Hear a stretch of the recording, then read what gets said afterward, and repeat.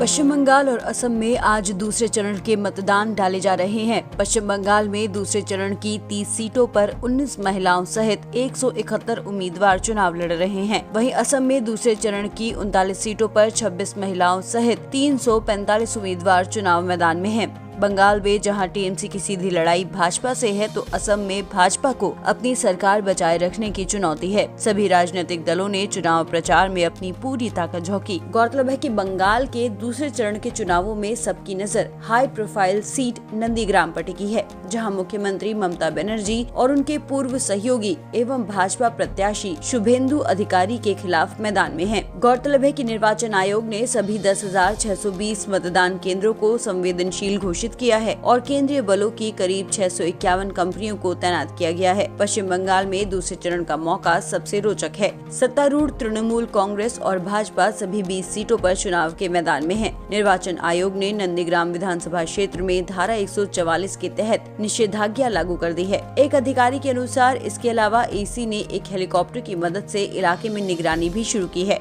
निर्वाचन क्षेत्र की संवेदनशीलता को देखते हुए जो लोग नंदीग्राम के मतदाता नहीं हैं, उन्हें क्षेत्र में प्रवेश नहीं कर।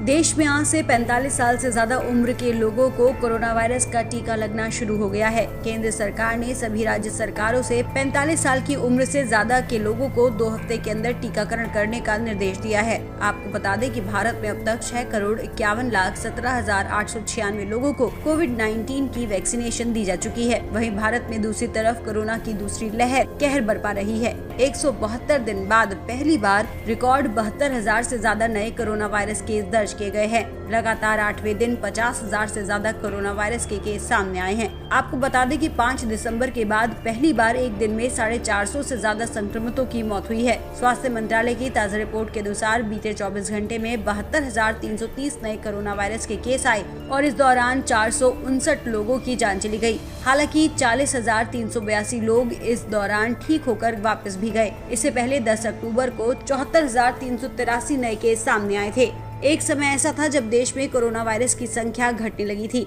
इस साल 1 फरवरी को 8,635 नए कोरोना वायरस केस दर्ज किए गए थे। एक दिन में कोरोना के मामलों की ये संख्या इस साल सबसे कम थी। वहीं अब तक देश में कोरोना वायरस के 24 करोड़ से अधिक कोविड-19 सैंपल टेस्ट किए जा चुके हैं। देश में हर दिन सबसे ज्यादा कोरोना संक्रमण के मामले महाराष्ट्र में सबसे ज्यादा आ रहे हैं और यहीं सबसे ज्यादा मौत भी हो रही है। बीते 24 घंटे में महाराष्ट्र में 39,544 नए केस सामने आए। आपको बता दें कि अकेले मुंबई में 5,399 नए केस सामने आए हैं। न सिर्फ महाराष्ट्र बल्कि तमिलनाडु, कर्नाटक, पंजाब, छत्तीसगढ़, मध्य प्रदेश और दिल्ली सहित कई ऐसे राज्य हैं जहां पर कोरोना वायरस की दूसरी लहर का कहर।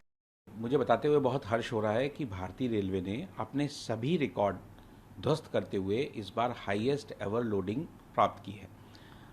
पिछले साल जो हमारी लोडिंग थी करीब 1209 मिलियन टन करीब हमने किए थे और इस बार 31 मार्च तक इस फाइनेंशियल ईयर 2020-21 में हमने 1232.63 मिलियन टन की लोडिंग अचीव कर ली है। आप सभी को पता है जैसे कोरोना की वजह से इस बार अर्थव्यवस्था थोड़ी मंदी थी, रेलवे में लोडिंग भी धीरे चल रही थी, बट जब हमने ट्रेन्स को चलाना शुरू किया और पिछले 7 महीने में लगातार हाईएस्ट एवर लोडिंग अचीव करते हुए इस मुकाम तक हम आए हैं। पिछले सालों में हमने 2019-20 में हमने 1,13,897 करोड़ फ्रेट की अर्निंग थी और इस साल वो 1,17,386 करोड़ की फ्रेट अर्निंग की है। ये जो अर्निंग हुई है मेनली इसके लिए बहुत ज़्यादा मार्केटिंग एफर्ट्स हमारी टीम ने किए हैं। भारतीय रेल की बिजनेस डेवलपमेंट यूनिट्स की स्थापना हमने की थी, जिससे हमारे जो अधिकारी डिवीजन स्तर पे उन्हें लगातार हमारे कस्टमर्स के साथ इंटरेक्ट करते रहे और उन्होंने बिजनेस अपॉर्चुनिटीज़ को अवेल किया। हमने एफिशिएंसी में बहुत ज़्यादा सुधार किया। जो पहले हमारी फ्रेट ट्रेन्स जो कि लगभग 25 किलोमीटर की गति से चलती थी, उनकी एवरेज स्पीड अब जाके 50 के करीब आ गई, जिससे हमारा ट्रांजिट।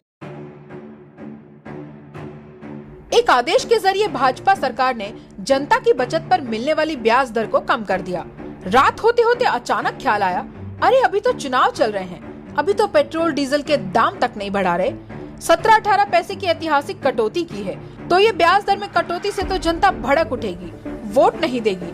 और ये सब ख्याल आने के बाद सुबह सुबह वित्त मंत्री मैडम ने ट्वीट किया कि चूक हो गई थी, गलती से आदेश निकल गया। ऐसा कुछ नहीं होगा, ब्याज की दरें उतनी ही रहेंगी। अब ये चूक थी या वित्त मंत्री मैडम को इस आदेश का ही पता नहीं था, या फिर चुनाव के डर को चूक का नाम दे दिया गया, ये तो वही जाने। लेकिन भाजपा की ऐसी कितनी ही चूक का खामियाजा देश आज तक भुगत रहा है। नोटबंदी को क्या चूक कहा जाएगा, जिसने लाखों लोगों को बेरोजगार कर दिया, सैकड़ों लोगों ने बैंक की कतारों में दम तोड़ दिया, अनगिनत उद्योग धंधे तबाह हो गए।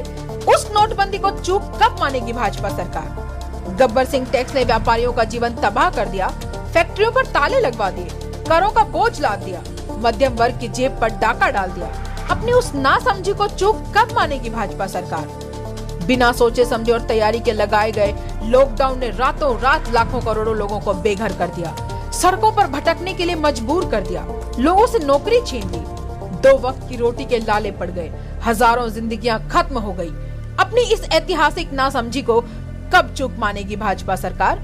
दरअसल इस ओवरसाइट सरकार ने देश को तबाही के कगार पर लाकर खड़ा कर दिया है, मध्यम वर्ग की जिंदगी बर्बाद कर दी है, क्योंकि जानबूझकर गलतियां करना भाजपा सरकार का स्वभाव है।